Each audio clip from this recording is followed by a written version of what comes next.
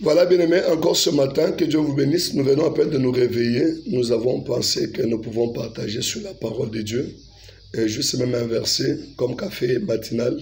Et cela va aider quelqu'un. Psaume 14, le premier verset.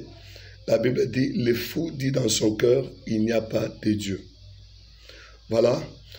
Beaucoup de gens aujourd'hui, ce sont ceux-là qui croient que être fou, c'est seulement marcher avec des habits troués. Être fou, c'est être dépourvu de sens, comme nous voyons ceux qui montent et qui reculent. Mais j'aimerais te dire aujourd'hui, être fou, c'est commencer à comprendre les choses d'une manière bizarre, donc d'une manière contraire. Quand on est en train de se dire dans son cœur, Dieu n'existe pas, dès ce jour-là, on est fou. Le fou, c'est celui qui se croit être sage par son intelligence, qui ne croit pas à la résurrection des morts parce qu'il est docteur, qui n'est en train de faire aucun cas de Dieu dans sa vie parce qu'il a beaucoup d'argent.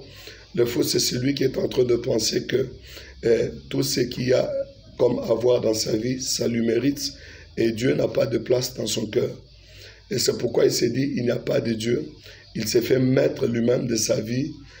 Cependant, celui qui est en train d'être sage croit que Dieu existe et qu'il est le rémunérateur de ceux qui le cherchent, selon que Hébreu est en train de nous dire dans son 11e chapitre. La Bible est tout à fait claire. Le fou dit dans son cœur. Ça veut dire c'est dans le cœur qu'on est en train de cacher le bien et le mal. C'est dans le cœur qu'on est en train de prendre le pouvoir de l'existence. C'est dans le cœur qu'on est en train de dominer son corps, son esprit, son âme. C'est dans le cœur où résident les pensées de l'homme. Et c'est pourquoi la Bible dit que le cœur de l'homme est mauvais.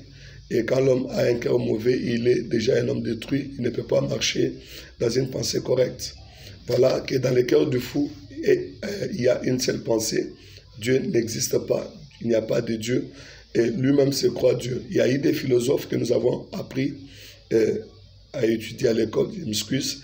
Les philosophes sont en train de parler. Ils disent, il y a un philosophe qui a dit, vous les connaissez, il a dit, Dieu n'existe pas. Si Dieu existe, ça veut dire l'homme n'existe pas. Et si l'homme existe, ça veut dire Dieu n'existe pas. Et pourtant l'homme existe, donc ça veut dire Dieu n'existe pas. Il a conclu pour lui que Dieu n'existe pas. Voilà les fous que je suis en train de parler ce matin. Les gens qui ne croient pas à l'existence de Dieu. Ils croient que comme il est en Europe, Dieu n'existe pas. Comme il est en Amérique, Dieu n'existe pas. Comme il est en Afrique, Dieu n'existe pas. Bien aimé, Dieu partout existe et il est au contrôle de toutes choses. Il est avec nous. Voilà, le fou ici qui a dit Dieu n'existe pas, à la fin de ses jours sur la terre, il a fini par confesser en disant, réellement, Dieu existe. Dieu, on peut le douter parce qu'on a des fortunes, Dieu, on peut le douter parce qu'on a des petits moyens, Dieu, on peut le douter pour un petit voyage, mais on finira un jour par comprendre qu'il existe. C'est pourquoi la Bible dit, il faut que celui qui s'approche de lui croie qu'il existe. Bien aimé, l'existence de Dieu, c'est absolu. On peut accepter ou refuser, Dieu existe. Il reviendra un jour pour prendre ce peuple que nous sommes. Le fou dit dans son cœur, Dieu n'existe pas. Il est en train de croire qu'il est le maître de sa vie. Bien aimé, quand on commence à croire que Dieu n'existe pas, on veut se faire maître de sa vie. On veut imposer une nouvelle connaissance en nous-mêmes. On veut se dire qu'il n'y aura jamais d'autre chose qui peut nous condamner. Il n'y aura jamais aucune puissance qui peut nous condamner. Il n'y aura jamais un Dieu qui peut nous condamner. Non, bien aimé, dans le Seigneur, Dieu existe et Dieu condamne. C'est très profond. J'aime ça. Dieu existe, Dieu nous voit, Dieu nous condamnera. Alors, pour pouvoir arriver à la dimension de croire que Dieu existe, nous devons entrer dans le monde de foi. Parce que par la foi, on ne voit pas Dieu, mais on l'accepte. Par la foi, on ne voit pas Dieu, mais on marche avec lui. Par la foi, on est contrôlé par Dieu. Même si on est dans une chambre, Dieu nous voit. Combien de gens sont en train de se cacher dans le noir? Quand il fait jour, ils sont en train de marcher normalement. Pendant la nuit, ils sont en train de faire du n'importe quoi. Ils se disent, Dieu n'existe pas.